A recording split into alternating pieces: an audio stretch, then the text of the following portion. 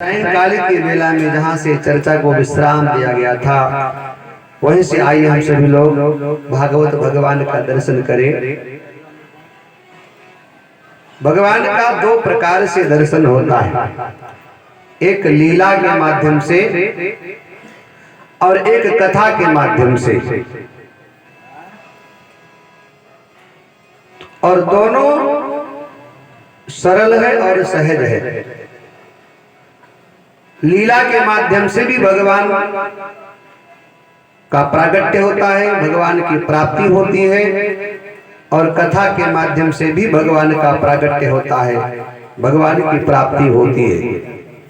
तो हम सभी लोग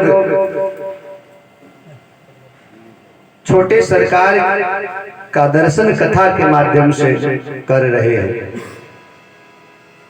कल सायंकाल की वेला में आप सभी लोगों ने श्रवण किया, परीक्षित को श्राप लगा।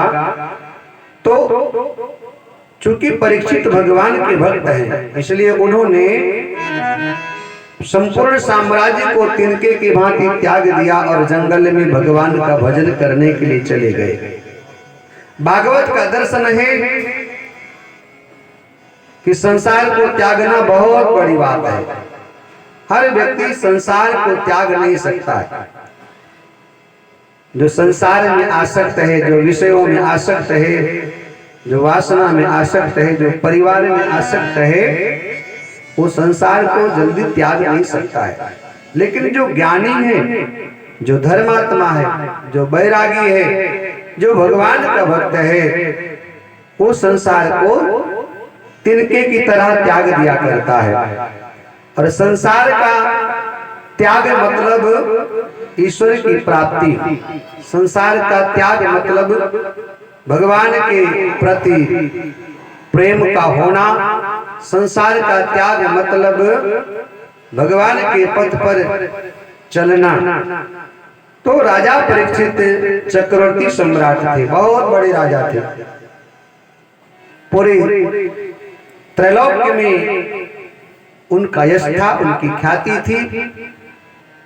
परंतु जब उनको श्राप लगा ब्राह्मण का, तो उन्होंने अपने आत्म कल्याण के लिए, अपने उद्धार के लिए, आत्मबोध के द्वारा इस असार संसार को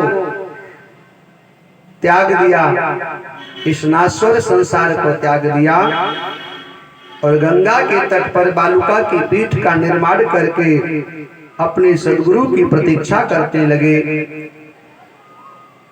सबको बड़ी चिंता हुई कि राजा परीक्षित का उद्धार कौन कर सकता है, कौन है जो इनका उद्धार करे। परीक्षित ने पूछा कि 7 दिन के अंदर जिसकी मृत्यु है उसको क्या करना चाहिए। लोगों को बड़ा आश्चर्य हुआ कि जिस बीमारी की दवा राजा को नहीं मालूम है, जिसका उपाय उपचार परीक्षित ऐसे राजा के पास नहीं है, और कौन किसके पास उपाय हो सकता है। ऐसी स्थिति में परीक्षित अनशन व्रत लेकर बैठ जाते हैं भगवान के शरण में कि भगवान की इच्छा होगी तो मेरा कल्याण होगा, परमात्मा की कृपा से मेरा उद्धार हो जाएगा। ऐसा संकल्प लेकर जब वो बैठ गए, तो करोड़ों सूर्य के समान प्रकाशित सुखदेव भगवान का प्रागट्य हुआ। सबने उठकर सुखदेव भगवान का स्वागत किया। राजा परीक्षित ने सुखदेव भगवान को प्रणाम किया और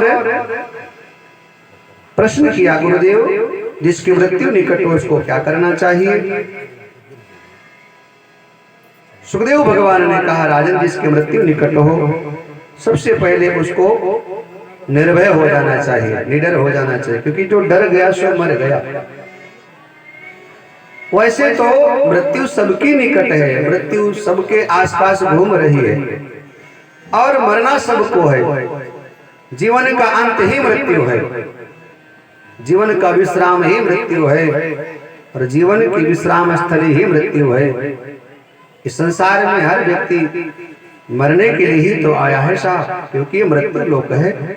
हम लोग सब मरने के लिए आए हैं, हम लोग सब पंक्ति में खड़े हैं, कतार में खड़े हैं, हम लोग अपने अपने दिनों को गिन रहे हैं उंगलियों पर। कोई कहता है हम 50 के हो गए, कोई कहता हम 60 के, कोई 70 के, लेकिन हम लोग मृत्यु की तरफ अग्रसर होते जा रहे हैं। पनघट ने कितने घट फोड़े, पनघट को इसका पता नहीं। मरघट ने कितने घर लूटे, मरघट को इसका पता नहीं। एक एक करके सब मृत्यु की तरफ अग्रसर होते जा रहे हैं। यहाँ किसी को रहना नहीं। कोई कल गया, कोई आज गया, कोई परसों जाएगा। आया है सो जाएगा, राजा रंग फकीर, सबको जाना है। माटी कहे कुम्हार से कि तू क्या रोने मोहे, एक दिन ऐसा आएगा मैं रोऊंगी तो। घबराना नहीं है बस, क्योंकि मरना तो साहब है, सबको मरना है। और जब मरना है तो उससे फिर घबराहट क्या? जीवन का अंतिम लक्ष्य ही मृत्यु है। इसलिए कवि ने बड़े सुंदर भाव में गाया है कि दुख में मत घबराना पंछी, दुख में मत घबराना पंछी, दुख में मत घबराना पंछी, दुख में मत घबराना पंछी। ये जग दुख का मेरा है, ये जग दुख का मेरा है। दुख में मत घबराना पंछी, दुख में मत घबराना पंछी, दुख में मत घबराना पंछी, दुख में मत घबराना पंछी। ये जग दुख का मेरा है, ये जग दुख का मेरा है। चाहे भीड़ बहुत अंबर पर, चाहे भीड़ बहुत अंबर पर, कोई ना तुझे अकेला है। दुख में मत घबराना पंछी, दुख में मत घबराना पंछी। ये जग दुख का मेरा है, ये जग दुख का मेरा है। दुख में मत घबराना पंछी, दुख में मत घबराना पंछी।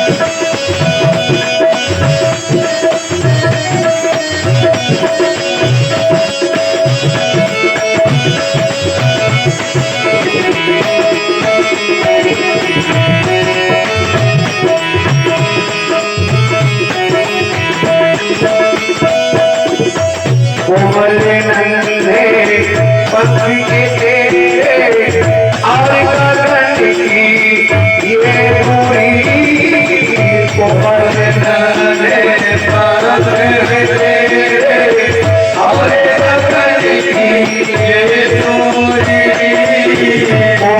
नन्हे पक्षी के तेरे और गगन की ये पूरी, कोमल नन्हे पक्षी के तेरे और गगन की ये पूरी, बैठ गया जो सत करे थे होगी अभिलाषा पूरी, बैठ गया जो सत करे होगी अभिलाषा पूरी। अरे उसका नाम जग में, उसका नाम अमर है जग में, उसका नाम अमर है जग में, उसका नाम अमर है जग में। जिसने संकट झेला है, दुख में मत घबराना, दुख में मत घबराना। ये जग दुख का मेला है, ये जग दुख का मेला है, दुख में मत घबराना,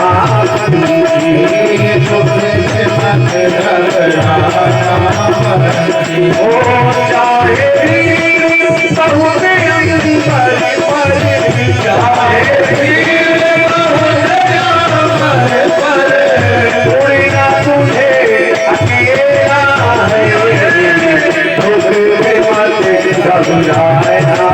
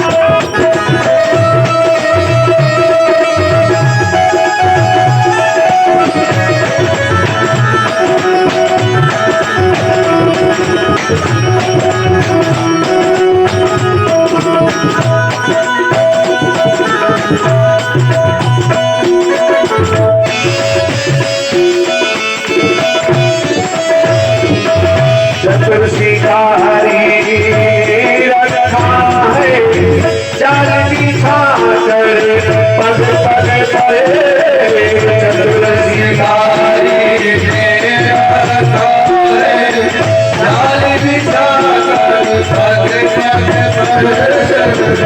चतुर्सी का हरि रखा है, चाल बिछा कर पग पग पर, चतुर्सी का हरि रखा है, चाल बिछा कर पग पग पर,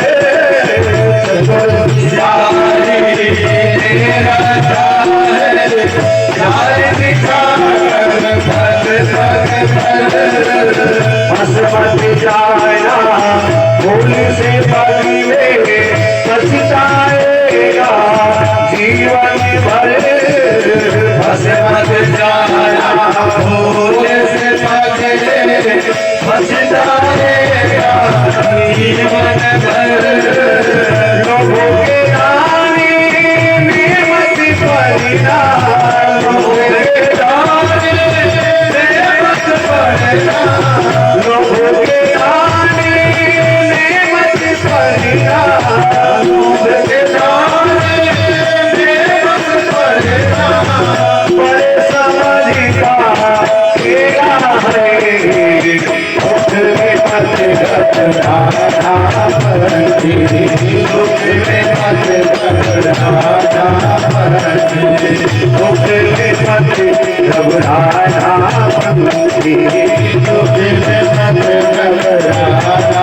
घबराना। ये जग दुख का मेला है, ये जग दुख का मेला है, ओ चाहे भी बहुत अंबर पर, चाहे भी बहुत अंबर पर, कोई ना तुझे अकेला है, दुख में मत घबराना, दुख में मत घबराना। जब तक सूरज आसमान में चलता चल, तो चलता चल, जब तक सूरज आसमान में चलता चल, तो चलता चल, जब तक सूरज आसमान में चलता चल, तो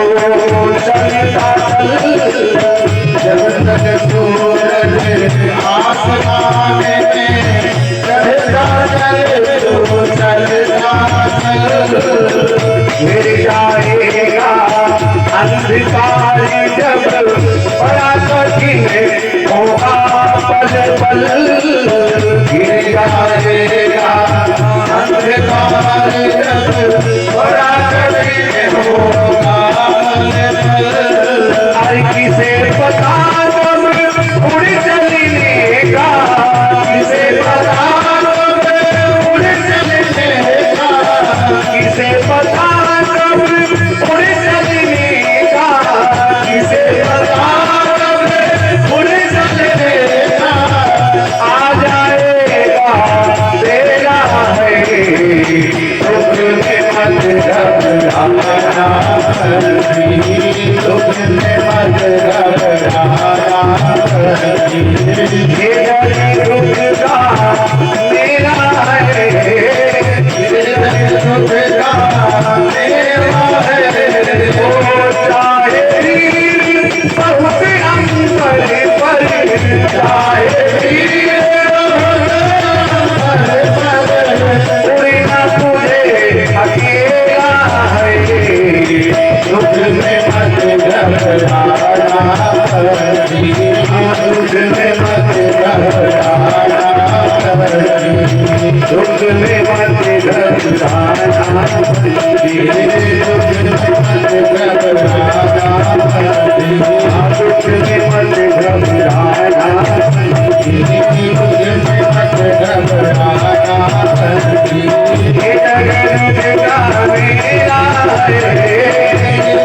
दुख का मेरा है। दुख में मत घबराना, राधे राधे राधे राधे राधे राधे राधे राधे राधे राधे राधे राधे राधे राधे राधे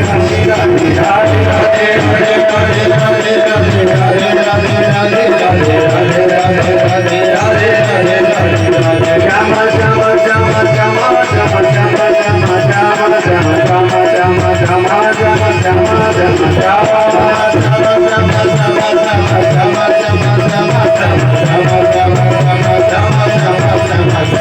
राधे राधे राधे राधे राधे राधे राधे राधे।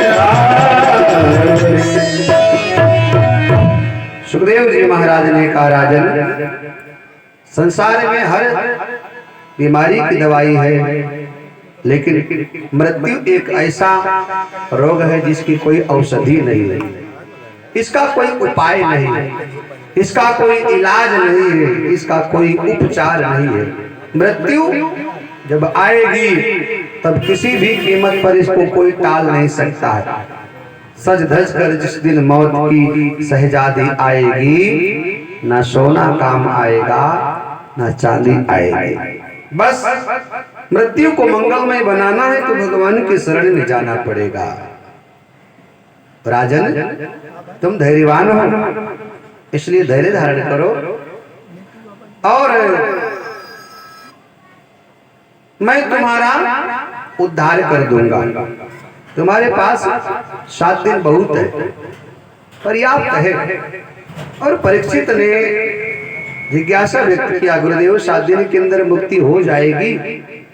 सुखदेव जी महाराज ने कहा, चिंता मत करो राजन, 7 दिन क्या, मैं तो 7 घंटे से भी कम, 7 मिनट से भी कम, 7 क्षण से भी कम समय में मैं तुम्हारा उद्धार कर दूंगा।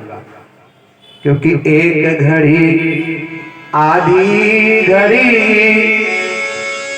आधियों में बुनियाद, तुलसी संगत साधु की कटे कोटि अपराध। सत्संग का एक क्षण भी मिल जाए तो जीव को आवागमन से मुक्ति मिल सकती है।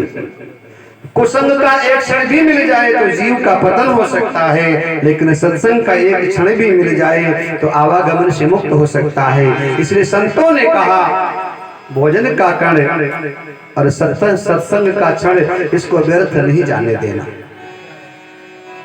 मैं तुम्हारा उद्धार 7 घड़ी से भी कम समय में कर दूंगा। और एक बड़ी सुंदर कथा सुनाई। खटवांग नाम के राजा हुए, देवासुर संग्राम में राजा खटवांग ने देवताओं के पक्ष में युद्ध किया, देवता विजयी हुए। राजा से बोले वरदान मांगो।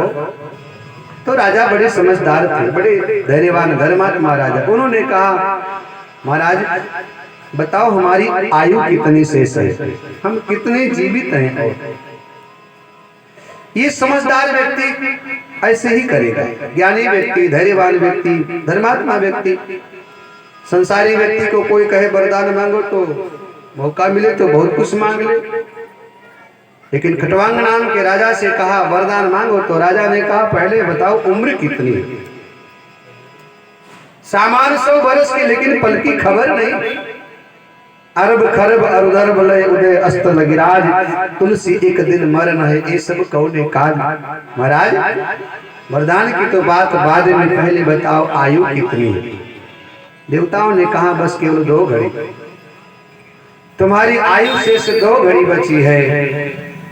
राजा ने कहा अपनी माया से हमें जितनी जल्दी हो सके अयोध्या भेजो। 1 घड़ी में देवताओं ने राजा खटवांग को अयोध्या भेज दिया। शेष 1 घड़ी जो था, सरजू मैया में डुबकी लगा करके परमात्मा का चिंतन करते करते 1 घड़ी में उन्होंने अपना उद्धार कर लिया। 1 घड़ी मात्र। राजन तुम्हारे पास तो 7 दिन है, बहुत है। 7 दिन तुम्हारे लिए पर्याप्त है। एक शायर ने कहा कि 4 दिन की चांदनी है फिर अंधेरी रात, 2 इंतजार में कट गए, 2 आरजू में कट गए, 2 इंतजार में। 4 दिन की चांदनी फिर अंधेरी रात है, 2 आरजू में कट गए, 2 इंतजार में। फिर एक शायर ने कहा यूं माना यारों जिंदगी है 4 दिन की, लेकिन बहुत होता है जीने के लिए 4 दिन। ईमानदारी से जिया जाए, प्रेम से जिया जाए तो 4 दिन की जिंदगी बहुत है। और राग हो, नफरत हो, ईर्ष्या हो, द्वेष हो, झगड़ा हो, लड़ाई हो, तेरा मेरा, छोटा बड़ा अपना, ये भेद हो तो 100 साल की उम्र भी कम लगती है। और यदि प्रेम से, सद्भावना से, ईमानदारी से जीवन को जिया जाए तो साहब 4 दिन बहुत है। आए हो निभाने जब किरदार जमी पर, ऐसा कुछ कर चलो कि जमाना मिसाल दे। राजा परीक्षित का प्रश्न है गुरुदेव भगवान कैसे सृष्टि की रचना करते हैं, कैसे भगवान सृष्टि का पालन करते हैं और कैसे संहार करते हैं। इतनी बड़ी सृष्टि का संचालन परमात्मा कैसे करता है। यहाँ एक घर नहीं संभलता है व्यक्ति से, और इतना बड़ा संसार भगवान कैसे बनाता है, कैसे संभालता है और कैसे उसका विनाश करता है, कैसे ठिकाने लगाता है। सृष्टि विषय प्रश्न किया तो यहाँ सुखदेव जी महाराज ने राजा परीक्षित को सृष्टि की उत्पत्ति की कथा सुनाई। सृष्टि का निर्माण कैसे होता है। तो पहले भगवान के अवतारों की कथा सुनाई, जिसमें भगवान के 24 अवतारों की कथा आई भागवत में, जो हमने आपको कल सुनाया था। 24 अवतार। तत्पश्चात भगवान विष्णु के नाभि से कमल से ब्रह्मा, और ब्रह्मा जी को जब मोह हुआ तो ब्रह्मा जी को शब्द सुनाई पड़ा, तप। ब्रह्मा जी ने तप किया, भगवान का दर्शन ब्रह्मा जी को हुआ, जिनकी 4 भुजाएं हैं। शांताकारं भुजगशयनं पद्मनाभं सुरेशं, विश्वाधारं गगन सदृश्य मेघवर्णं शुभांगं, लक्ष्मीकांतं कमलनयनं योगवर्धान्यगम्यं, वंदे विष्णु भवभयहरणं सर्वलोकैकनाथं। भगवान की स्तुति किया। और फिर भगवान विष्णु की ब्रह्मा जी ने जो सृष्टि की प्रारंभ में 4 श्लोकों में स्तवन किया, उन्हीं 4 श्लोकों की आगे चल करके भागवत बनी। फिर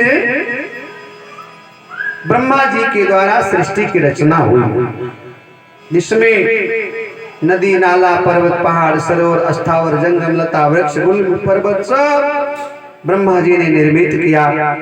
ब्रह्मा जी के द्वारा 10 प्रकार सृष्टि की उत्पत्ति। ब्रह्मा जी के मन से मरीचि, नेत्र से अत्रि, मुख से अंगिरा, अंगूठे से दक्ष, प्राण से वशिष्ठ, त्वचा से भृगु, हाथ से क्रतु, नाभि से पुलाह और कान से पुलस्त्य। इस प्रकार ब्रह्मा जी के 10 पुत्रों के जन्म की कथा भागवत में आई। और नारद जी को भागवत कथा सुनाते हुए ब्रह्मा जी कहते हैं, नारद मेरी गोदी से तुम्हारा प्राकट्य हुआ। मतलब ब्रह्मा की गोदी से नारद जी महाराज का जन्म होता है। फिर दाएं स्तन से धर्म और बाएं स्तन से अधर्म और पीठ से मृत्यु का जन्म हुआ ब्रह्मा जी के द्वारा। हृदय से काम, भवों से क्रोध, होठों से लोभ, मुख से सरस्वती और छाया से करदम नाम के महात्मा का जन्म हुआ। इतना सब कुछ प्रयत्न करने के बाद ब्रह्मा जी को विशेष सफलता नहीं मिली, तो भगवान के शरण में गए। विष्णु भगवान ने ब्रह्मा जी को मानवीय सृष्टि की रचना की बात कही, तो विष्णु भगवान का ध्यान करने से ब्रह्मा जी के दाहिने अंग से एक पुरुष का प्राकट्य होता है, बाएं अंग से स्त्री का। जो पुरुष थे उनका नाम मनु रखा गया, जो स्त्री हैं उनका नाम शत्रुपा रखा गया। और दोनों का विवाह हुआ। विवाह के पश्चात इनके आगे चलकर 5 संतानों की कथा आती है, जिनमें 2 बेटे हैं और 3 बेटियां हैं। पुत्रों के नाम प्रियव्रत और उत्तानपाद, और पुत्रियों के नाम देवहूति, आकुति और प्रसूति। इस प्रकार महाराज मनु और शत्रुपा के 5 संतानों की कथा भागवत में आई है।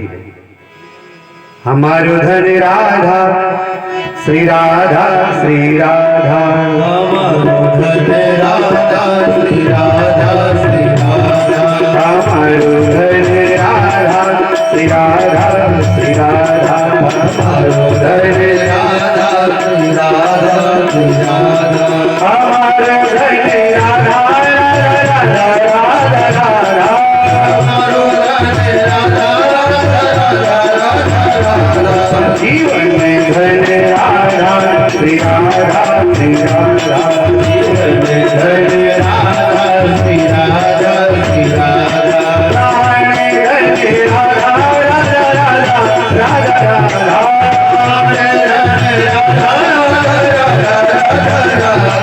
हमारो धन राधा श्री राधा श्री राधा, हमारो धन राधा श्री राधा श्री राधा, हमारो धन राधा श्री राधा श्री राधा, हमारो धन राधा श्री राधा श्री राधा। जय जय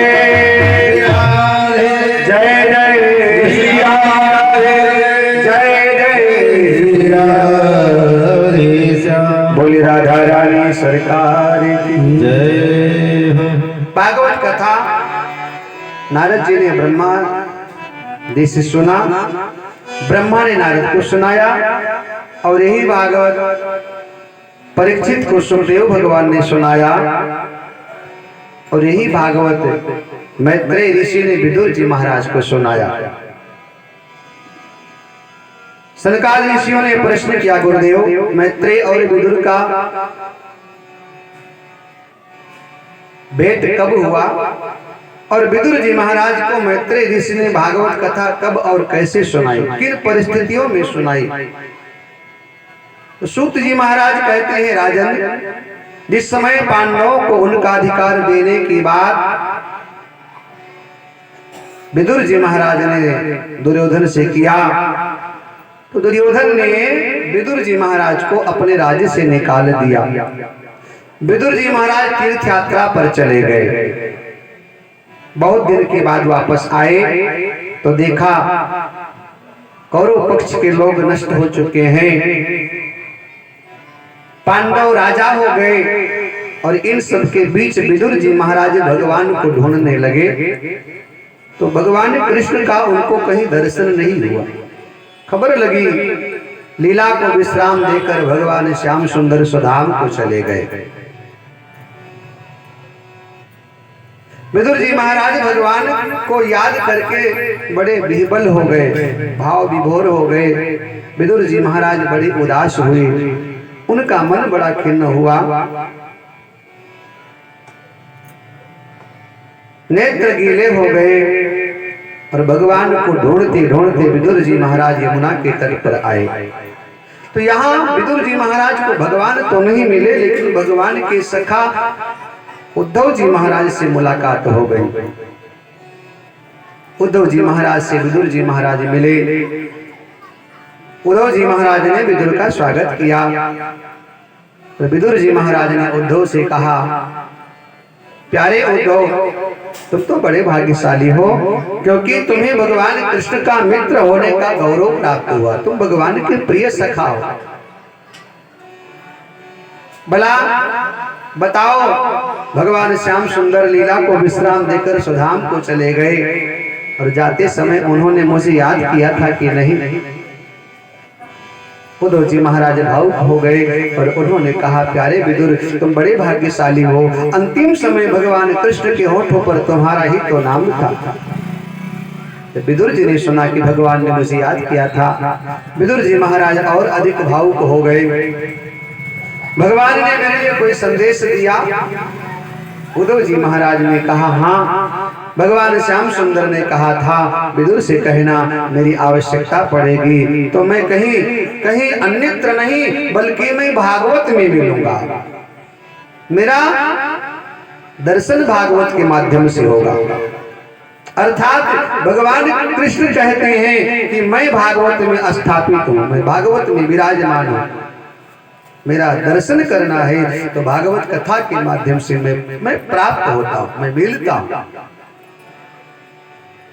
आज भगवान कृष्ण के प्रेम का स्मरण करके विदुर जी महाराज और अधिक भाव विभोर हो गए और उन्होंने कहा, कृष्ण तो केवल प्रेम का ही भूखा है और कुछ नहीं। 56 प्रकार का सुंदर व्यंजन दुर्योधन ने तैयार किया था, लेकिन भगवान ने देखा दुर्योधन के 56 प्रकार के व्यंजन में अहंकार भरा हुआ था, इसलिए दुर्योधन के उस व्यंजन को भगवान ने त्याग दिया और विदुर के घर जाकर विदुरानी के छिड़के पर कृष्ण रीझ जाया करते हैं। इसका मतलब कि भगवान केवल प्रेम के ही भूखे, परमात्मा केवल प्रेम का ही पान करता है। उसका आहार प्रेम है, उसका विहार प्रेम है। भाव से मुझको भजे तो भव से बेड़ा पार है। भाव का भूखा हूं मैं और भगवान कृष्ण कहते हैं कि भाव ही तो एक सार है और भाव से जो मुझको भजे तो भव से बेड़ा पार है। जिस भावना में भाव ना हो तो भावना बेकार है और जिस भावना में भाव हो तो भव से बेड़ा पार है। भगवान तो प्रेम का भूखा है, भाव का भूखा है। जहां प्रेम है वहां कृष्ण है, क्योंकि मोहन प्रेम बिना नहीं लेता, चाहे कर लो कोटि उपाय। मोहन प्रेम बिना नहीं लेता, चाहे कर लो कोटि उपाय। मोहन प्रेम बिना नहीं लेता, चाहे कर लो कोटि उपाय। मोहन प्रेम बिना नहीं लेता, चाहे कर लो कोटि उपाय।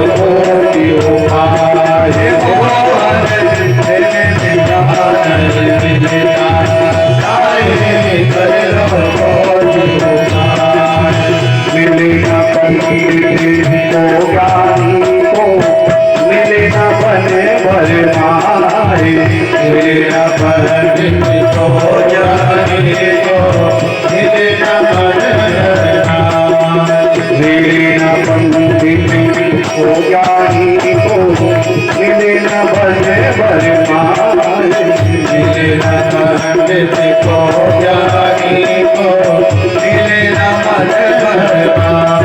हरि प्रेम सरोवर में जो डूबे, प्रेम सरोवर में जो डूबे, प्रभु की झलक दिखाए मोहन प्रेम बिना नहीं मिलता, चाहे कर लो कोटि उपाय, मोहन प्रेम बिना नहीं मिलता, चाहे कर लो कोटि उपाय।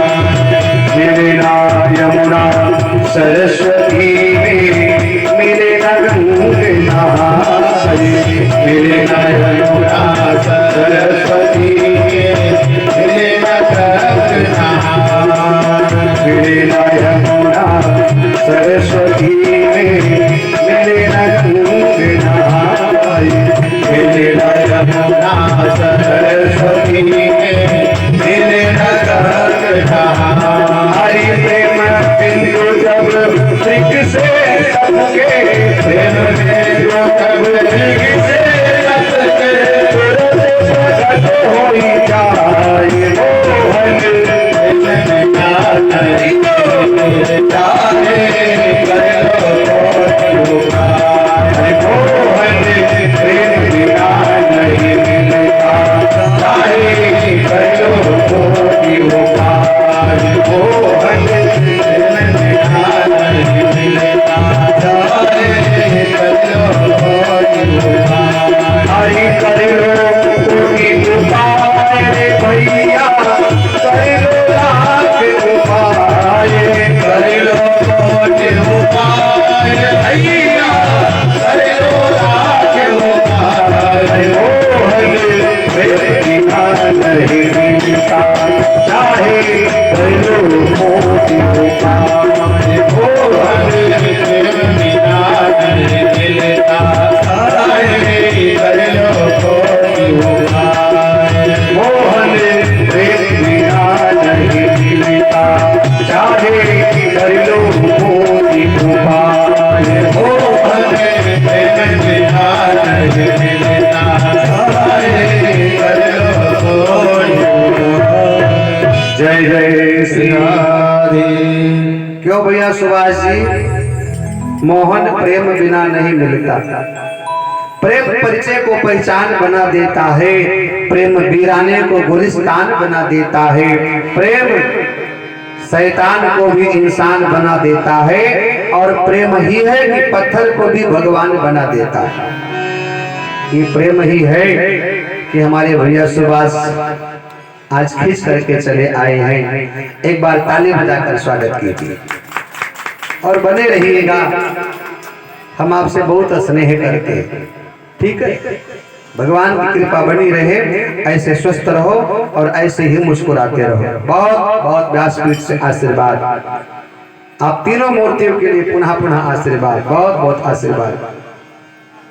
भगवान प्रेम का भूखा है, ये बात सबके समझ में नहीं आएगी, ये प्रेमियों की समझ में आएगा। विदुर ने समझा कि 56 व्यंजन को कृष्ण ने कैसे त्याग दिया। दुर्योधन के भगवान गए और भगवान के सामने दुर्योधन ने 56 प्रकार का भोग रख दिया।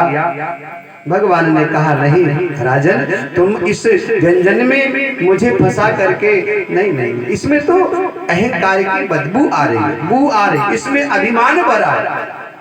और कृष्ण विदुर के गए, विदुर थे नहीं, विदुरानी थी, और देखा कृष्ण आए हैं, भाव में इतना बेहबल हो गई कि पहले तो पीढ़ा उल्टा रख दिया, उल्टा बैठ पधार। भगवान बैठ गए, केला लेकर के आई और छिलका भगवान को खिलाती हैं और गूदा उठा करके अलग फेंक देती हैं। हाँ हाँ, आज हरि आए विदुर घर पाहुना, विदुर नहीं घर थी विदुरानी, आवत देखियो सारे में पानी, तो रुचि रुचि भोग लगाओ ना। आज हरि आए विदुर घर पाहुना, सबसे ऊंची प्रेम सगाई। दुर्योधन घर मेवा त्यागी, और साग विदुर घर खाई, जूठे फल सबरी के खायो, और बहु विधि स्वाद बताई, सबसे ऊंची प्रेम सगाई। विदुर जी महाराज भगवान की उस प्रेम में विह्वल होकर नेत्र सजल हो गए, कंठ गदगद हो गया, शरीर रोमांच आया कि भगवान ने मुझे याद किया था।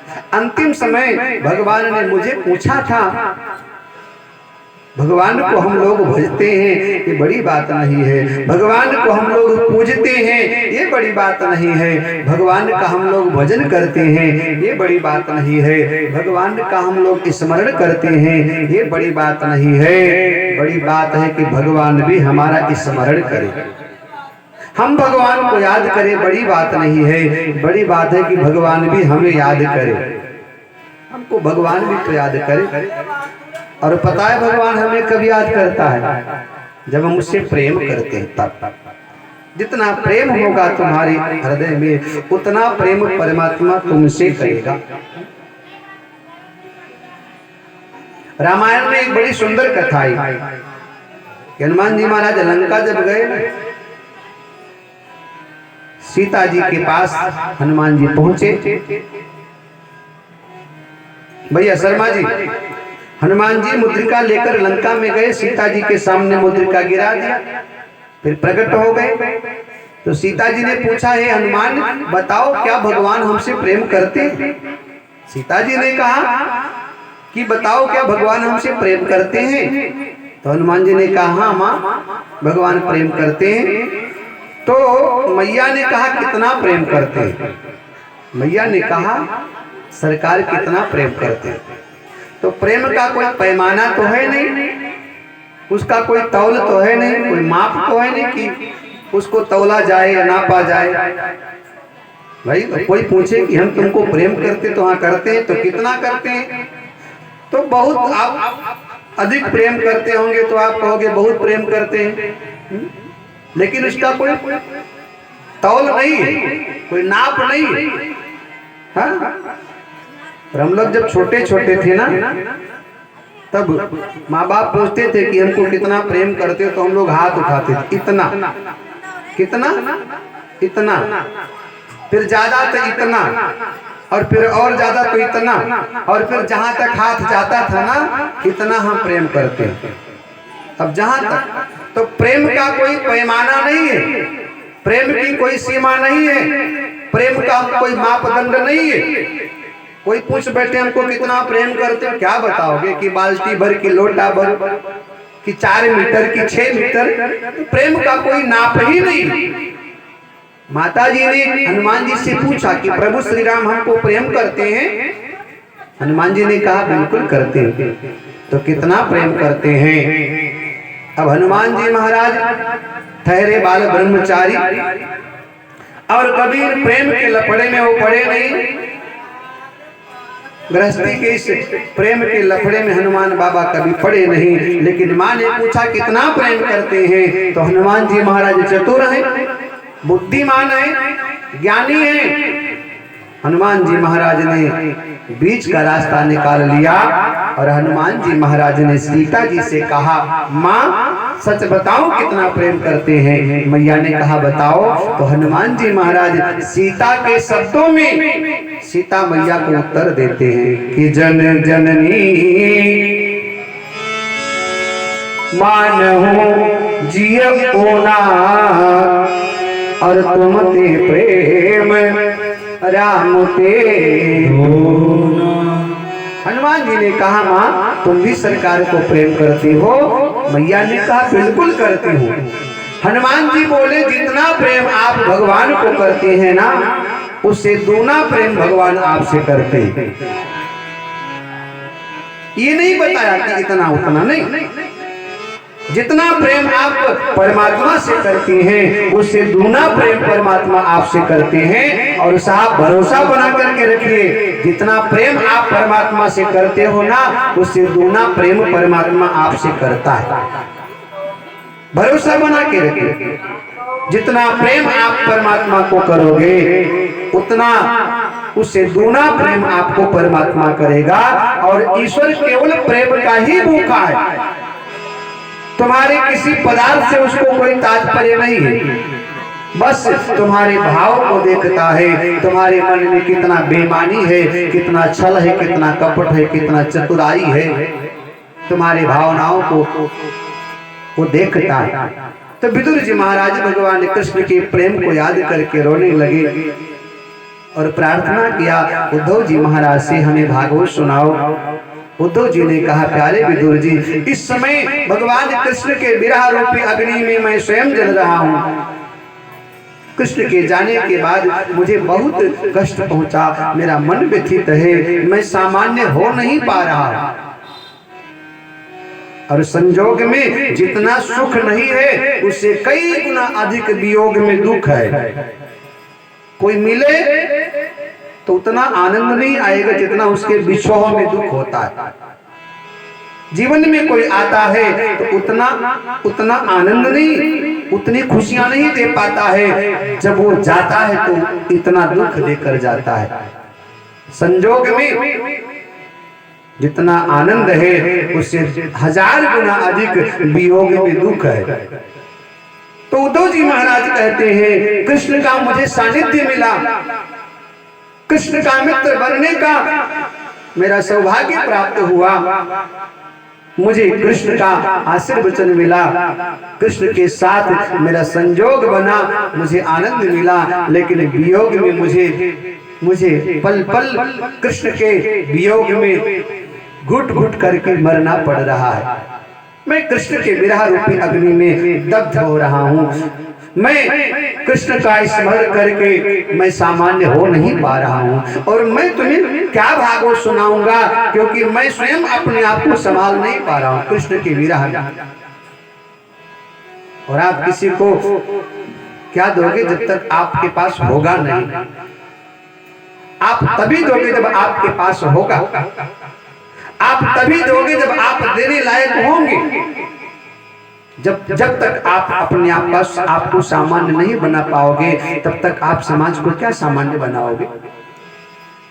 भगवान श्याम सुंदर के विरह रूपी अग्नि में विदुर जी महाराज को उद्धव ने कहा, मैं दग्ध हो रहा हूँ, हाँ तुम्हें भागवत चाहिए तो मैत्रेय ऋषि के पास चले जाओ, तो तुम्हें भागवत सुनाएंगे।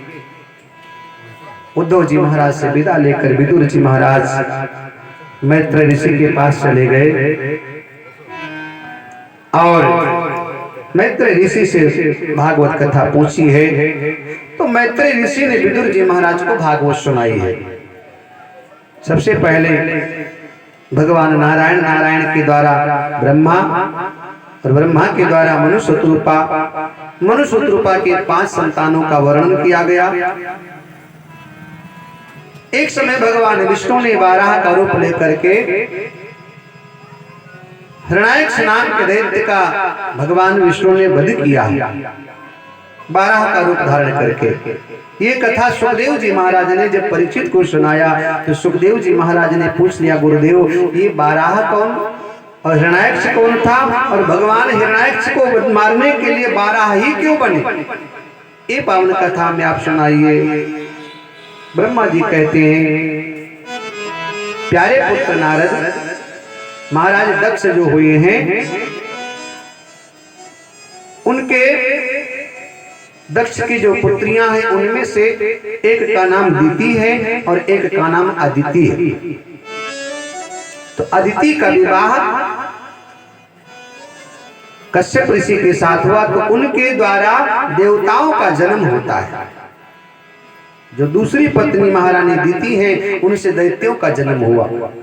एक समय महारानी दीति सायंकाल के समय अपने पति के पास संतान की इच्छा को लेकर गई, मुझे पुत्र चाहिए।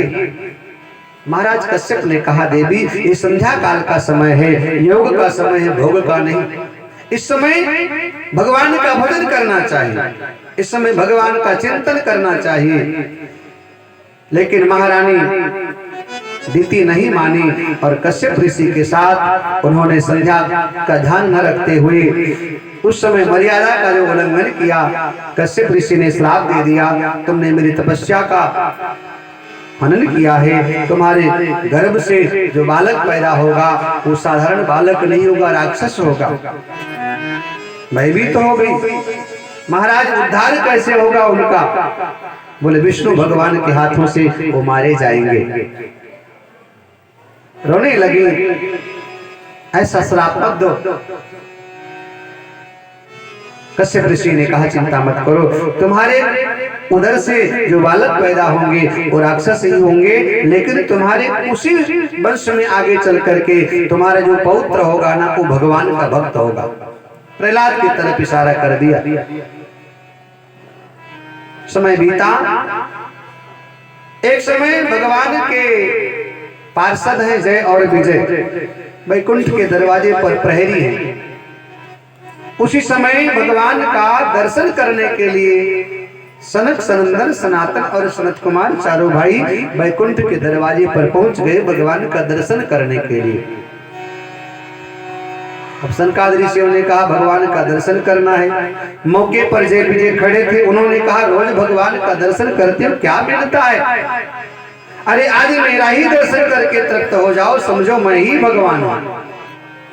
सनकादिक ऋषियों ने कहा तुम बड़े उद्दंड हो गए हो, वैकुंठ के दरवाजे पर हो परंतु यहाँ रहने लायक नहीं हो, तुम भगवान बन रहे हो।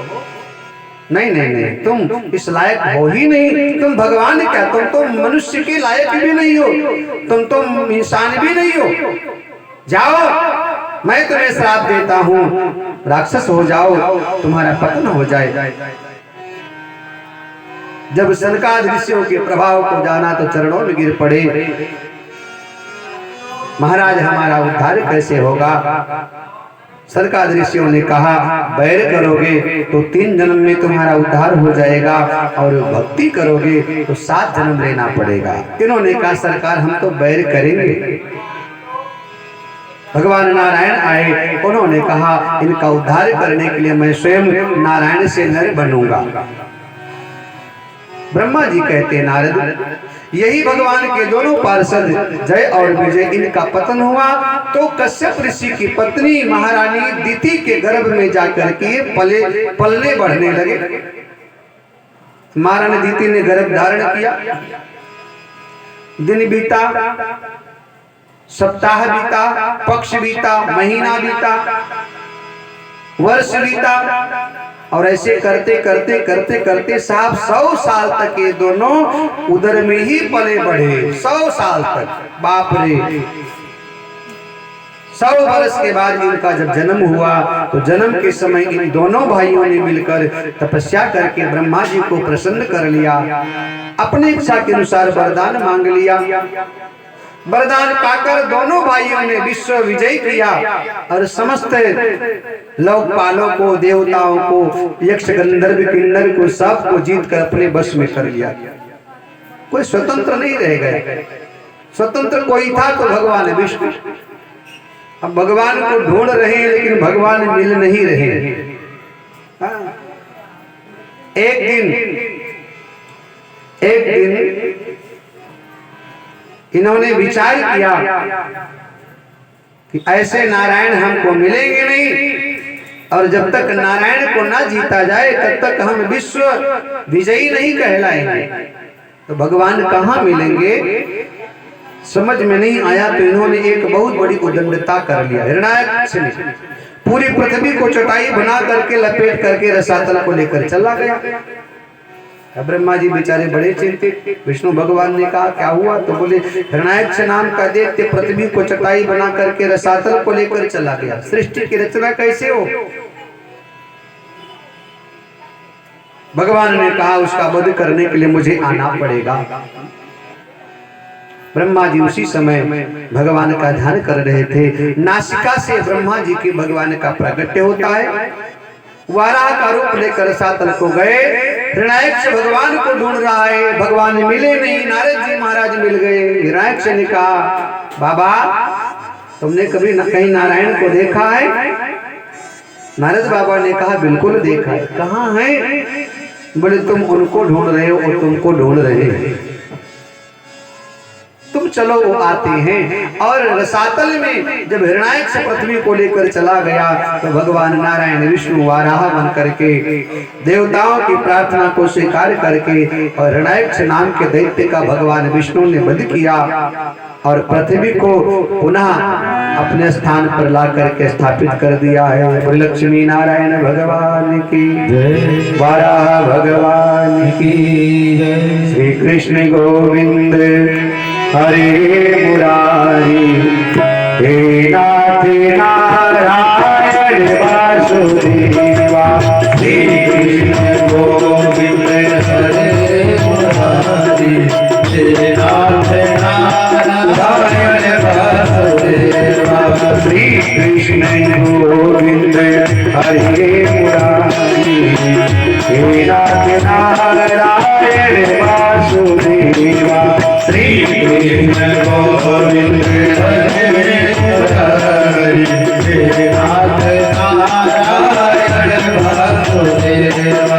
हे नाथ नारायण वासुदेवा, हे नाथ नारायण वासुदेवा, हे नाथ नारायण वासुदेवा, हे नाथ नारायण वासुदेवा। बोलो श्री कृष्ण गोविंद हरे मुरारी, हे नाथ नारायण वासुदेवा।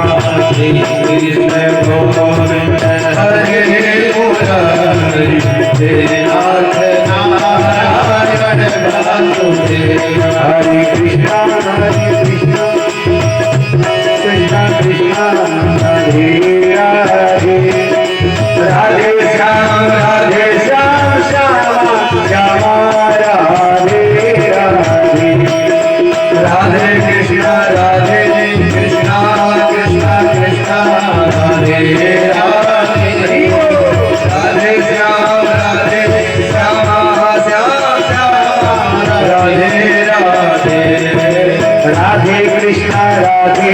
कृष्णा कृष्णा कृष्णा राधे राधे। राधे श्याम श्याम श्याम राधे राधे। राधे कृष्णा कृष्णा कृष्णा राधे राधे।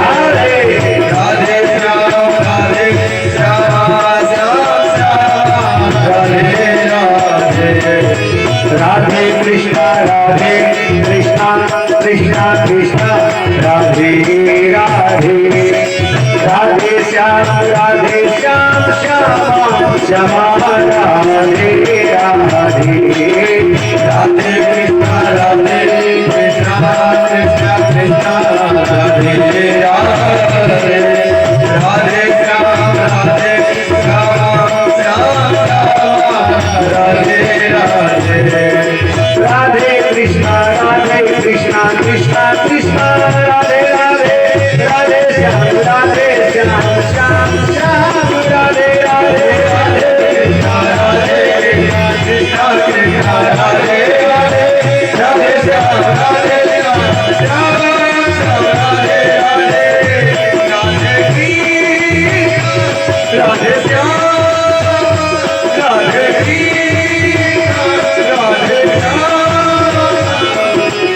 राधे कृष्णा कृष्णा कृष्णा राधे राधे। राधे श्याम राधे श्याम राधे राधे। राधे श्याम राधे राधे कृष्णा कृष्णा कृष्णा राधे राधे। राधे श्याम श्याम राधे राधे। राधे कृष्णा कृष्णा कृष्णा राधे राधे। राधे श्याम राधे राधे कृष्णा कृष्णा कृष्णा राधे राधे। राधे श्याम श्याम राधे राधे।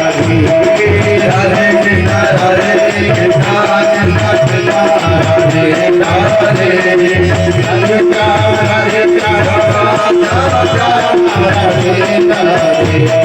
राधे श्याम राधे राधे कृष्णा कृष्णा कृष्णा राधे राधे। राधे श्याम श्याम श्याम श्यामा राधे राधे राधे कृष्णा राधे कृष्णा कृष्णा कृष्णा राधे राधे राधे श्याम राधे श्याम श्याम श्याम राधे राधे श्याम श्याम राधे राधे राधे राधे श्याम श्याम राधे राधे ओ श्याम श्याम राधे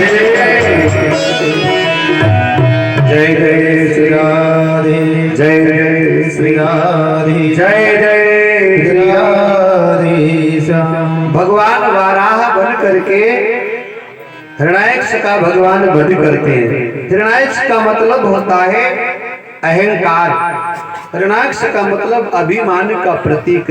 जीवन में जब व्यक्ति के अभिमान आ जाता है, जब जीव संसार से खुद को अलग समझने लगता है, अथवा तो जब वो किसी को अपने बराबर नहीं स्थान देता है, तब निश्चित रूप से उसका पतन होता है। और जितने भी अभिमानी हैं उनका पतन निश्चित है। इसलिए किसी भी प्रकार से जीव को अभिमान करना ही नहीं चाहिए।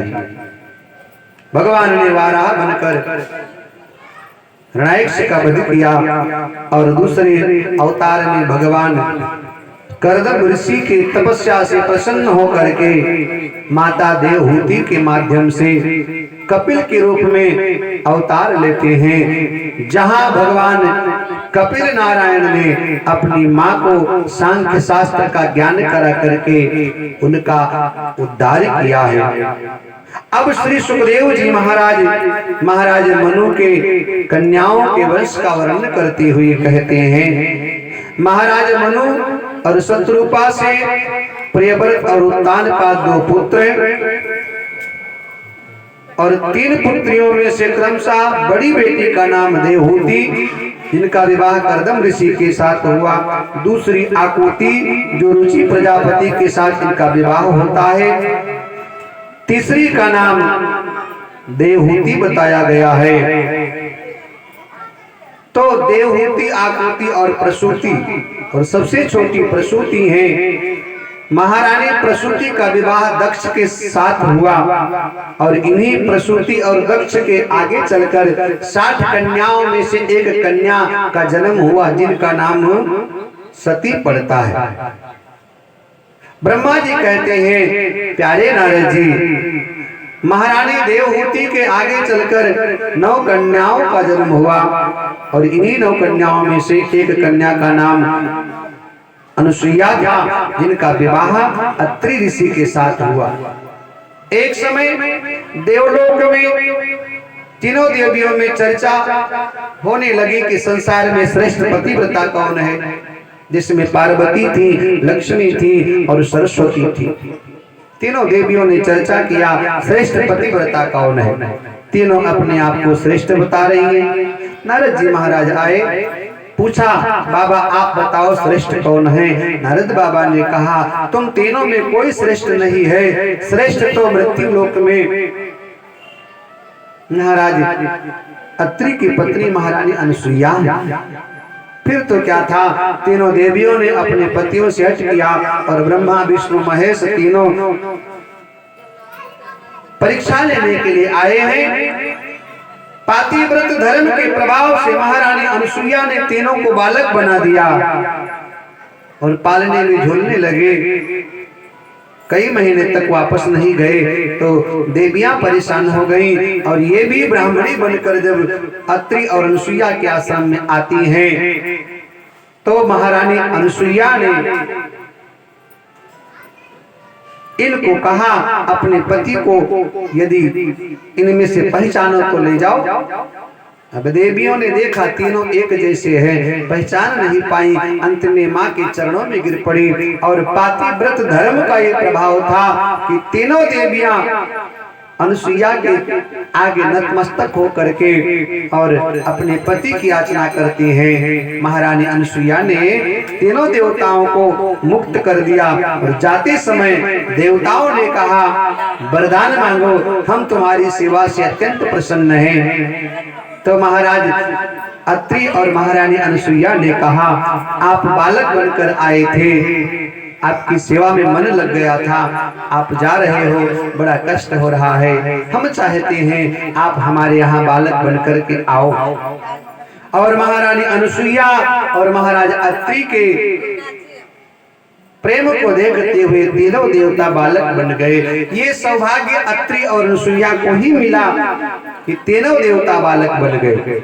विष्णु भगवान दत्तात्रेय बन गए, शंकर भगवान दुर्वासा बन गए और ब्रह्मा जी स्वयं चंद्रमा बन गए।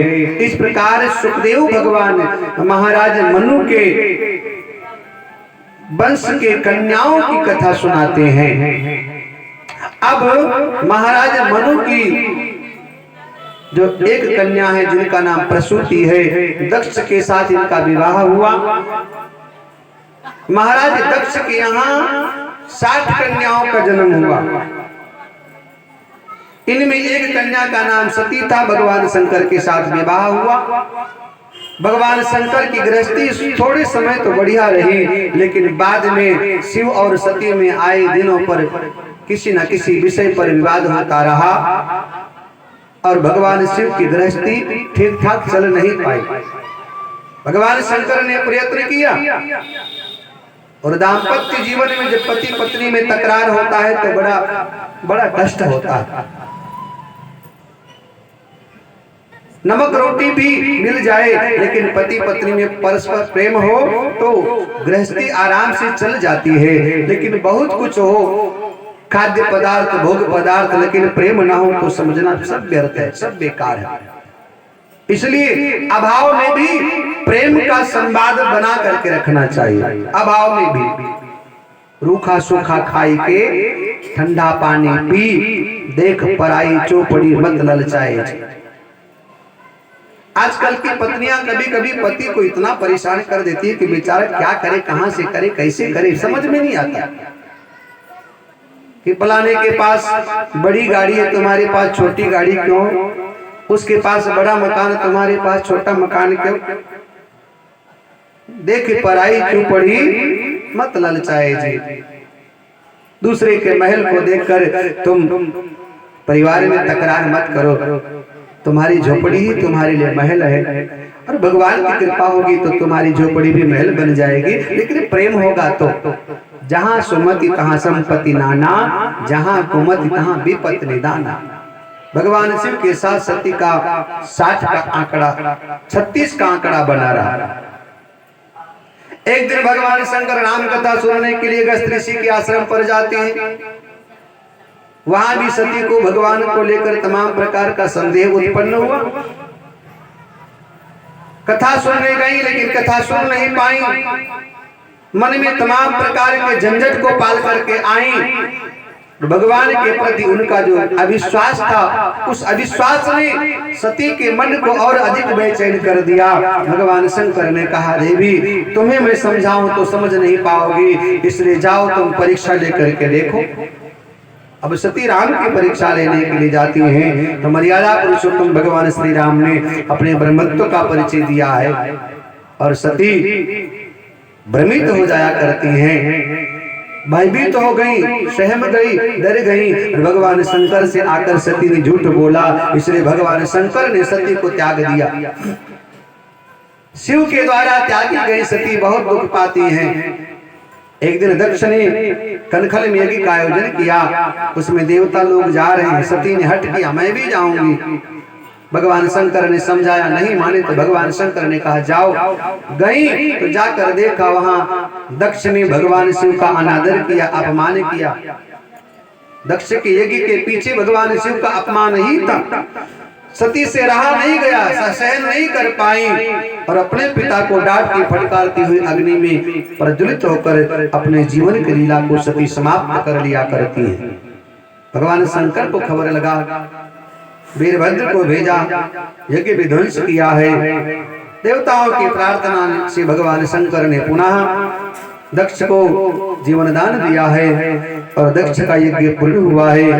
यही सती आगे चलकर पार्वती के नाम से जानी गई और महाराज हिमांचल और महारानी मैना के यहाँ इनका जन्म होता है।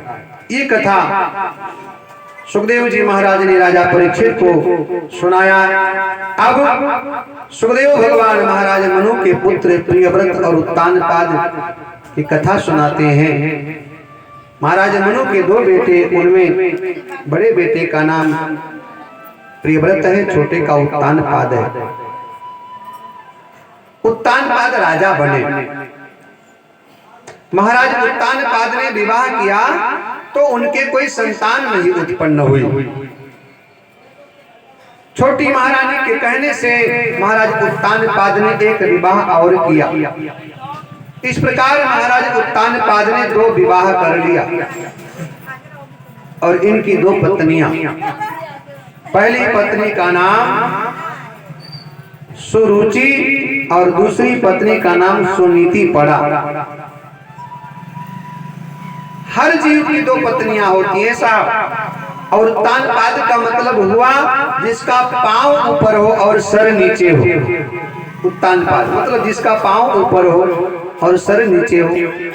उल्टी खोपड़ी का व्यक्ति, वामपंथी विचारधारा का व्यक्ति, जो उचित और अनुचित का निर्णय ना ले पाए, जो समाज में सही गलत का फैसला न कर पाए, उसको उत्तानपाद, उल्टी बुद्धि का व्यक्ति, कहाँ क्या करना चाहिए, कहाँ क्या कर बैठे, कहाँ क्या बोलना चाहिए, कहाँ क्या। तो उत्तानपाद की 2 रानियां हैं और ऐसे उत्तानपाद की 2 रानियां पाई जाती हैं। बड़ी रानी का नाम सुनीति है और छोटी रानी का नाम सुनीति है। सुरुचि का मतलब सुरुचि, जो अपने रुचि के अनुसार काम करे, और सुनीति का मतलब जिसकी नीति सुंदर हो। सुनीति जिसकी नीति सुंदर। बड़ी महारानी का नाम है सुनीति। सुनीति का मतलब जिसकी नीति सुंदर हो, जिसके नियत में खोटापन ना हो, जो वैदिक परंपरा का निर्वाह करे, जो शास्त्र की मर्यादा का पालन करे, जो सामाजिक मर्यादा में बनी रहे, जो अपने पति की बात को माने, जो अपने परिवार की बात को माने, जो अपने से बड़ों की बात को माने, जो अपने कुल परंपरा का निर्वाह करे, जो सनातन पद्धति पर चले। सुनीति इसकी नीति सुंदर हो, इसके नियत में खोटापन ना हो। और नियत में खोटापन होगा तो बरकत नहीं होगा। इसलिए नीति को दुरुस्त रखो। नियत साफ होना चाहिए। आपकी नियत साफ है, नीति दुरुस्त है, तो निश्चित रूप से दुख के बाद आपको सुख मिलेगा। और नियति में खोटापन है, नीति ठीक नहीं है, तो आपके जीवन में कितना दुख, कितना सुख क्यों ना हो, लेकिन आपको अंततोगत्वा दुख ही मिलेगा। नीति दुरुस्त रख। सुनीति जिसकी नीति सुंदर है। दूसरी महारानी का नाम है सुरुचि। सुरुचि का मतलब जो अपनी रुचि के अनुसार काम करे, जो अपनी इच्छा के अनुसार काम करे, ना पति की सुने, ना परिवार की सुने, ना पड़ोसी की सुने, ना समाज की सुने, ना वैदिक मर्यादा का पालन करे। सुरुचि अपनी रुचि के अनुसार काम करे। जब मर्जी बनाए, जब मर्जी खाए, जब मर्जी सोए, जब मर्जी जगे, जहां मर्जी जाए, जहां मर्जी आए, किसी से कोई लेना, कोई पूछे तो झगड़ा और करे। जो अपने पति की भी ना माने, परिवार की ना माने, पड़ोसियों की ना माने, समाज की ना माने, पशुवत व्यवहार जिसका हो, पशुवत आचरण जिसका हो, सुरुचि रुचि के अनुसार काम करे। मन में आए तो 4 बजे उठ जाए, डफली बजाए, और मन में ना आए तो 8 बजे तक ना उठे। सुरुचि रुचि के अनुसार काम करे। एक दिन सुरुचि ने अपने पति महाराज उत्तानपाद से कह दिया, खबरदार, एक म्यान में 2 तलवार रह नहीं सकती हैं। महाराज ने कहा मतलब? बोले या तो बड़ी महारानी को लेकर के रहो महलों में, या तो मुझे ही लेकर के रहो। ये दोनों नहीं। देखिए, उत्तानपाद का मतलब उल्टी बुद्धि का व्यक्ति, वामपंथी विचारधारा का व्यक्ति, समय पर उचित और अनुचित का निर्णय ना ले पाए। भैया सुभाष शर्मा जी, समय निकाल करके आइए। तो उचित और अनुचित का जो निर्णय ना ले पाए साहब। राजा उत्तानपाद राजा थे, चाहते तो छोटी महारानी की बातों का विरोध करते, लेकिन विरोध नहीं कर पाए, अपनी बड़ी महारानी को नगर से निकाल दिया, राज्य से निकाल दिया, ग्रामीण अंचल में झोपड़ी बना करके दे दिया। और इतना टार्चर उनके साथ होने लगा कि 1.25 सेर जौ का सत्तू पीस करके नाप तोल करके दिया जाता है, उसी में 1 महीने गुजारा करना है। 1.25 सेर सत्तू जौ का।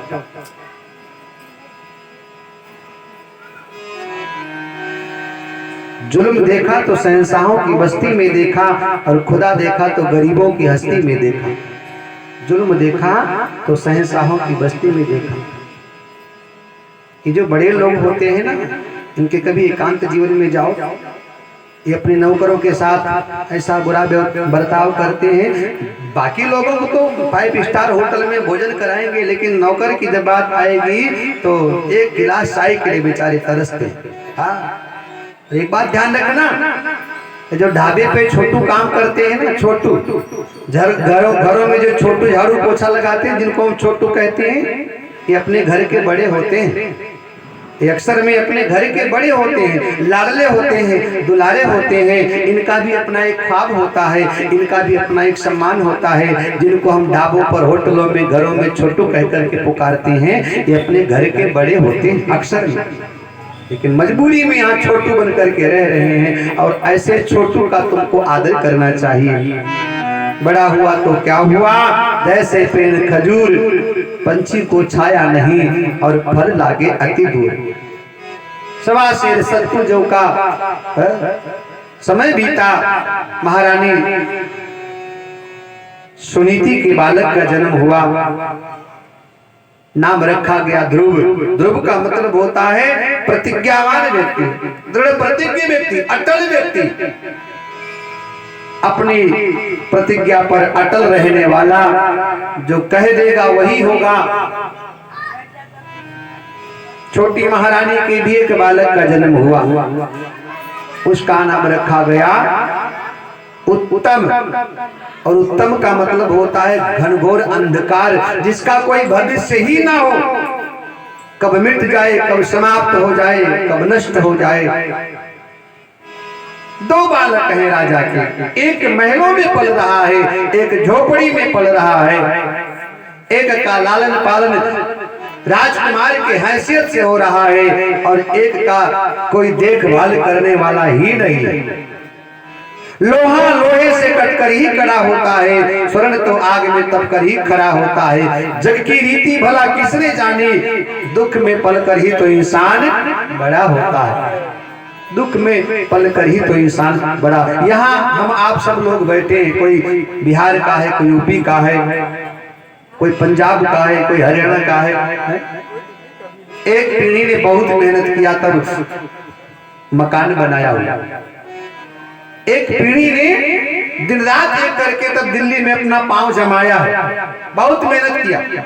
आप लोगों को मालूम है, हम सब लोग प्रवासी हैं, और हम सबको मालूम है कि दिल्ली में हम लोग जब आए, ऐसे राजधानी में हम लोग आए, तो कितना हमें मेहनत करना पड़ा, किराए पे रहना पड़ा, लोगों की तमाम बातों को सुनना पड़ा, तमाम मेहनत करना पड़ा, दिन रात हमें एक करना पड़ा, तब अपने रहने के लिए हमें झोपड़ी नसीब हुई है। एक पीढ़ी मेहनत करती है, जो मेहनत करती है उसके बाद की जो पीढ़ी है ना, उस मेहनत की कीमत को समझ नहीं पाती है। और वो जो पीढ़ी बाद वाली पीढ़ी है ना, वो उसको लगता है कि हमारे बाप ने इतना हमारे लिए करके दे दिया है, अब हमें कुछ क्या करना है। तो मेहनत हर व्यक्ति को करना चाहिए, और हर व्यक्ति को ईमानदारी के साथ अपने जीवन के यापन को करना चाहिए। ध्रुव जी महाराज महलों में नहीं, झोपड़ी में पल रहे हैं। लेकिन एक बात ध्यान रखना, महल में पलने वाले बालक को संस्कार नहीं मिल पाया, जबकि झोपड़ी में पलने वाले बालक को संस्कार मिल रहा है। जो व्यथाएं प्रेरणा दे, उन व्यथाओं को दुलारो, जूझ कर कठिनाइयों से रंग जीवन का निखारो। वृक्ष कट कट कर बड़ा है, दीप बुझ बुझ कर जला है, मृत्यु से जीवन मिले तो आरती उसकी उतारो। मृत्यु से जीवन मिले तो आरती उसकी उतारो। संस्कार संस्कार महलों में नहीं साहब, झोपड़ियों में पाए जाते हैं। हम लोग ग्रामीण अंचल के हैं, हम लोग उस समाज से आते हैं जहां शिक्षा का अभाव था, लेकिन तब संस्कार हमें मिला था। पहली पीढ़ी पढ़ी लिखी नहीं थी, शिक्षा नहीं था, लेकिन संस्कार था। आज की पीढ़ी पढ़ी लिखी है, शिक्षा है, लेकिन संस्कार नहीं है। और निर्माणों के पावन युग में हम चरित्र निर्माण न भूलें। स्वार्थ साधना की आंधी में कहीं वसुधा का सम्मान न भूलें। माना अगम अथाह सिंधु है, संघर्षों का पार नहीं, किंतु डूबना मझधारों में साहस को स्वीकार नहीं। हमने कल भी कहा था, जटिल समस्या को सुलझाने में नैतिक अनुसंधान न भूले। निर्माणों के पावन युग में हम चरित्र निर्माण न भूले। शील बिना आदर सभ्यता, तारे बिना झंकार नहीं है। शिक्षा क्या स्वर साध सकेगी यदि नैतिक आधार नहीं है। कीर्ति कौमुदी की गरिमा में, कीर्ति कौमुदी की गरिमा में संस्कृत का सम्मान न भूलें। निर्माणों के पावन युग में कहीं हम चरित्र निर्माण न भूलें। आविष्कारों की कृतियों में यदि मानव का प्यार नहीं है, सृजनहीन विज्ञान व्यर्थ है, प्राणी का उपकार नहीं है। भौतिकता के उत्थानों में हम कहीं जीवन का उत्थान न भूलें। भौतिकता के उत्थानों में जीवन का उत्थान न भूलें। निर्माणों के पावन युग में कहीं हम चरित्र निर्माण न भूलें। जब लोग पढ़े लिखे नहीं थे तब संस्कार थे, तो पढ़े लिखे जितने हो गए ना, सीताराम। अब जितने पढ़े लिखे भैया देखना अपने घरों में कितने लोग अपने माँ बाप का आदर करते हैं। कोई करता हो तो उसको मैं प्रणाम करता हूँ। पढ़े लिखे नहीं थे तो माँ बाप के सामने कभी आंख उठाकर देखते नहीं थे। इतना भय, इतना शर्म, इतना इज्जत हुआ। पढ़े लिखे बालक साहब आंख में आंख डालकर बात करते हैं। हाँ, पढ़े लिखे नहीं थे तो हमें संस्कार मालूम था। आज तो बच्चे साहब प्रणाम करने की बातें दूर करो साहब, बस उनको कह दो कि बेटा प्रणाम कर लो, तो वो थोड़ा सा गर्म हो जाया करते, गर्म मिजाज के। ज्यादा गहराई में हमें नहीं जाना है। कहने का तात्पर्य है कि हम अपने बच्चों को संस्कारी बनाएं और संस्कार उनको। एक बात और मैं बताऊं, बड़ी गुप्त बात मैं आपको बताऊंगा कि आपका बालक आपकी बात बिल्कुल नहीं मानेगा, इसलिए उसको दूसरे के सानिध्य में आप रखो। आपका बालक आपकी बात नहीं मानेगा, आपका परिवार आपकी बात नहीं मानेगा, दूसरे की बात मान जाएगा, मान जाएगा। गलत बताओगे तब दूसरे की बात हम मान जाते हैं, लेकिन अपने परिवार की बात। और ये सही है, ये शास्त्र का प्रमाण है कि तीन को समझाना बहुत मुश्किल है। एक परिवार को, एक पड़ोसी को, तीन को समझाना बहुत मुश्किल है। एक परिवार को और एक पड़ोसी को, एक पत्नी को। हाँ, बहुत मुश्किल है ये तीनों को समझाना। मैं नहीं कह रहा था कि कोई बैठा नहीं, किसको बताऊं, लेकिन वो उधर 2-4 लोग बैठे। तीन को समझाना बहुत मुश्किल है। एक परिवार को गीता का उपदेश देकर भगवान कृष्ण ने दुनिया को रास्ते पर लाकर खड़ा कर दिया, लेकिन कृष्ण का अपना परिवार उनकी बात को नहीं माना। और 56 करोड़ यदुवंशी प्रभास क्षेत्र में जाकर आपस में लड़ करके मर गए। पत्नी, भगवान शंकर ने सती को समझाया और समझाकर भगवान शंकर परेशान हो गए, लेकिन सती नहीं मानी। तो तीन को समझाना बहुत मुश्किल है साहब। ध्रुव जी महाराज बड़े हुए, एक दिन माता से पूछ लिया मेरे पिता कौन है। महारानी सुनी थी, जो बात बताना नहीं चाहती थी वो बात बताना पड़ गया। उन्होंने कहा बेटा आज बाप की याद क्यों आ गई। बालक ने कहा मेरे सहपाठियों ने मुझे अपने साथ खेलने नहीं दिया, उन्होंने ये कह करके मना कर दिया कि तुम्हें पता ही नहीं तुम्हारा बाप कौन है। माँ, क्या मैं बिना बाप के हूं? यदि मेरा बाप कोई है तो बताओ कौन। ध्रुव जी महाराज को अपने बाप की कभी कमी खली नहीं। ध्रुव जी महाराज को कभी बाप की आवश्यकता ही नहीं पड़ी, क्योंकि माँ एक ऐसी औषधि है, माँ एक ऐसा साधन है कि माँ अपने पौरुष के बल पर, अपने सामर्थ्य के बल पर, अपने प्रेम, अपनी ममता के बदौलत बाप और माँ दोनों की भूमिका माँ निभा देती है। बाप ना हो तो माँ अपने बेटे को कभी बाप की कमी खलने नहीं देती, दिन रात एक करेगी। देखिए, बाप माँ की भूमिका नहीं निभा सकता। यदि माँ ना हो तो बाप माँ बेटे के साथ माँ का व्यवहार नहीं कर सकता है, वो प्यार और दुलार नहीं दे सकता है जो प्यार और दुलार मिलना चाहिए। लेकिन माँ बेटे को बाप का भी प्यार देती है और माँ का प्यार तो मिलता ही मिलता है। महारानी सुनीति ने इतना प्यार दिया ध्रुव जी महाराज को कि कभी पिता की कमी खली ही नहीं। आज जो छुपाना चाहती थी वो व्यक्त करना पड़ा। जो सबसे ऊंचा महल है और उस महल में जो सिंहासन है उस पर जो बैठा हुआ वो तुम्हारी बाप है, तुम्हारे पिता है। ध्रुव जी महाराज ने कहा माँ वो तो राजा है। माँ ने कहा हाँ वही तो तुम्हारे पिता हैं। ध्रुव जी महाराज ने कहा इसका मतलब मैं राजकुमार हूँ माँ।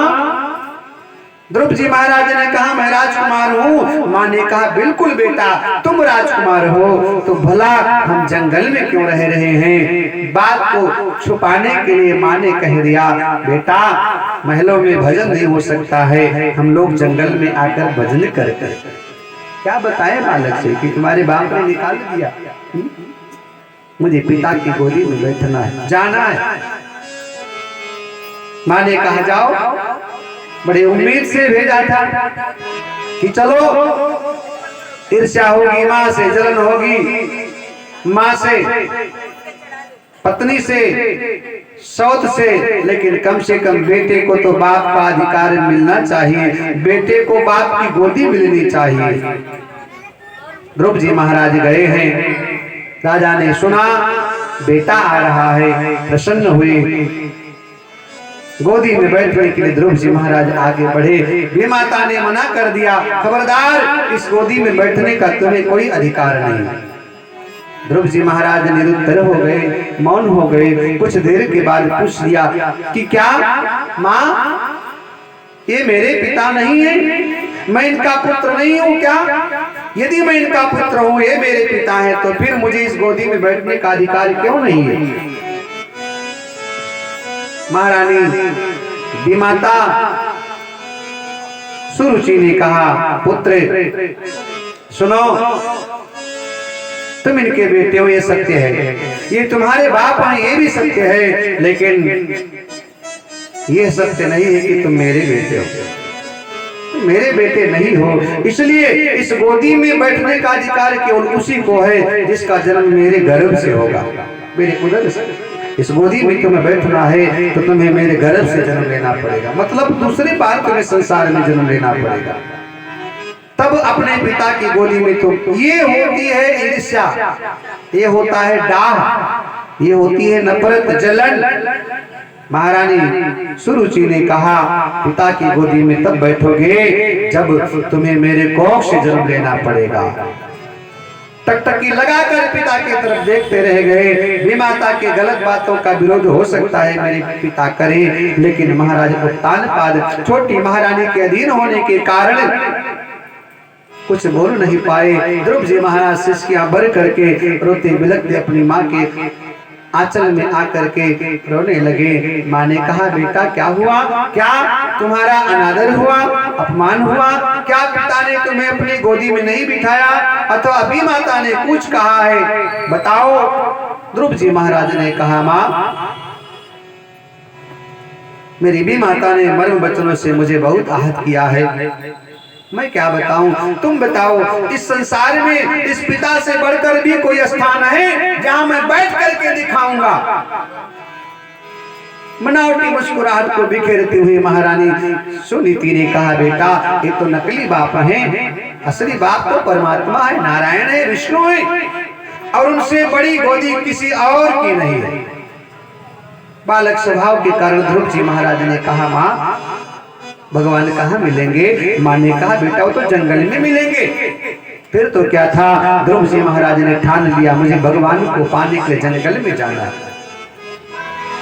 माँ को क्या खबर, छोटी उम्र में बालक इस प्रकार से हट कर बैठेगा, और चल पड़े भगवान को पाने के लिए। माँ ने समझाया, नहीं माने।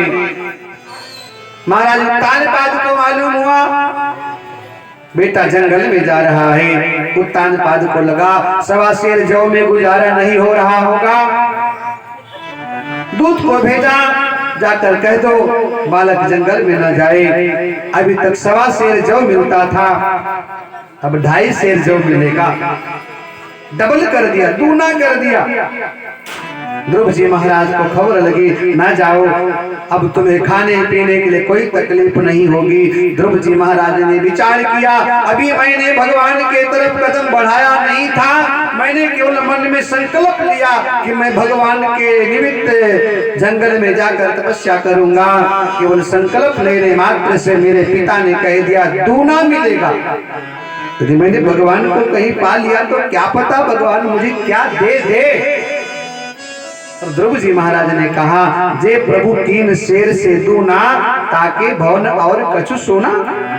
इसलिए परमात्मा ने अभी से दूना कर दिया। उस परमात्मा के दरबार में जाने से क्या क्या कमी रह सकती है।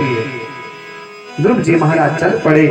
देवताओं की धड़कनें बढ़ गई, भयभीत हुए।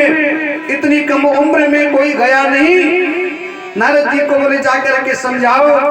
नारद जी महाराज आए, बेटा कहाँ जा रहे हो? बोले भगवान का भजन करने के लिए। तुमने कभी भगवान को देखा? बोले नहीं। कभी सुना? बोले नहीं। भगवान का कैसे स्तवन करोगे, कैसे स्तुति करोगे, कैसे प्रार्थना करोगे, किन शब्दों में भगवान को पुकारोगे? तुम्हें ज्ञान है? बोले नहीं। ध्रुव जी महाराज को नारद बाबा ने कहा, बच्चों का नहीं खेल है मैदान मोहब्बत, यहाँ जो आएगा सर पे कफन बांध कर आएगा। बेटा ये दूध भात नहीं भी खा लोगे। जंगल है, हिंसक जानवर है, शेर है, चीते हैं, बाघ है, तमाम प्रकार के बिच्छू हैं, सर्प है, अंधेरा है, उजाला है, धूप है, बरसात है, गर्मी है, सर्दी है। जंगल में तुम्हें मां नहीं मिलेगी, तुम्हारा कोई स्नेह ही नहीं मिलेगा। जंगल में तमाम प्रकार की तुम्हें कष्ट सहना पड़ेगा। ध्रुव जी महाराज मुस्कुराए और उन्होंने कहा, देवर्षि सुनो, जिस परमात्मा के शरण में जा रहे हैं वो परमात्मा हमारी रक्षा भी तो करेगा।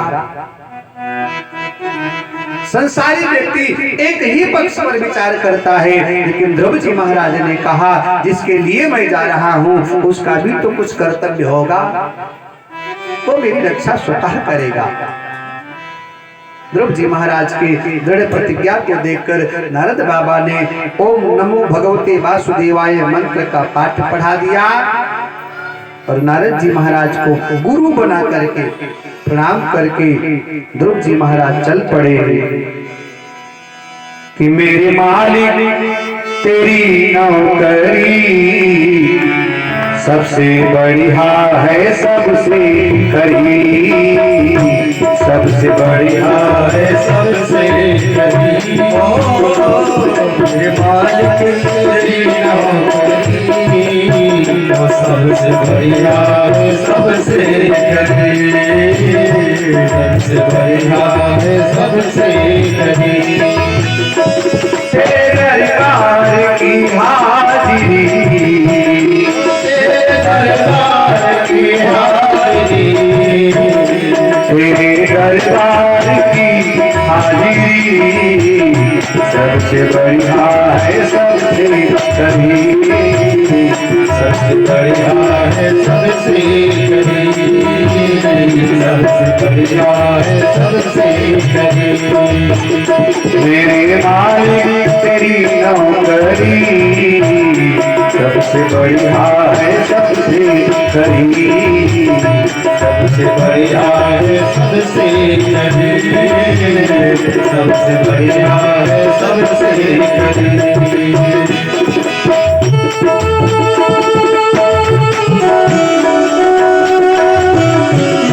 भाव से गाइए, मीठी गाइए।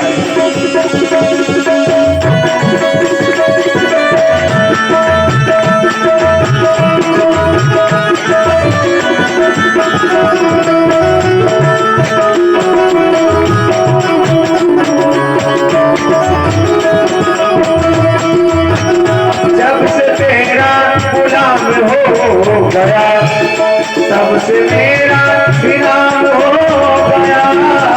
जब से तेरा गुलाम हो गया तब से मेरा गुलाम हो गया।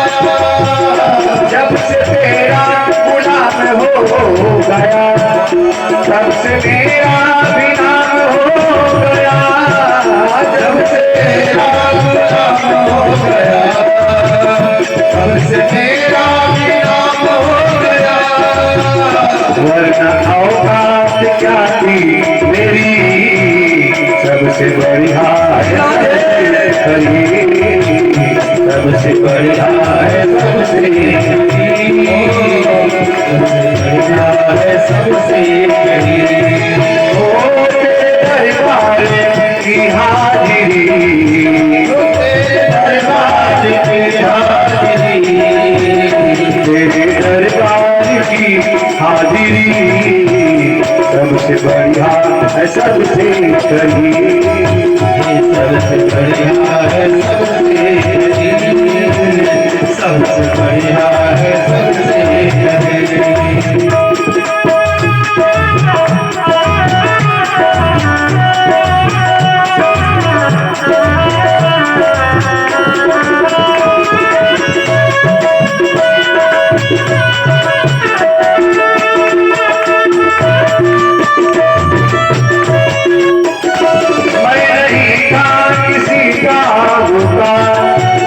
ले सहारा तेरे नाम का, मैं नहीं था किसी का, ले सहारा तेरे नाम का। मैं नहीं था किसी काम का, ले सहारा तेरे नाम का। मैं नहीं था किसी काम का, ले सहारा तेरे नाम का। ओ नौकरी मैंने, ओ नौकरी मैंने, ओ नौकरी मैंने, ढूंढली मैंने, ढूंढली मैंने मंजिल तेरी सबसे बढ़िया है सबसे करीब। सबसे बढ़िया है सबसे करीब, सबसे बढ़िया है सबसे करीब। ओ तेरे दरबार की हाजिरी, ओ तेरे दरबार की हाजिरी,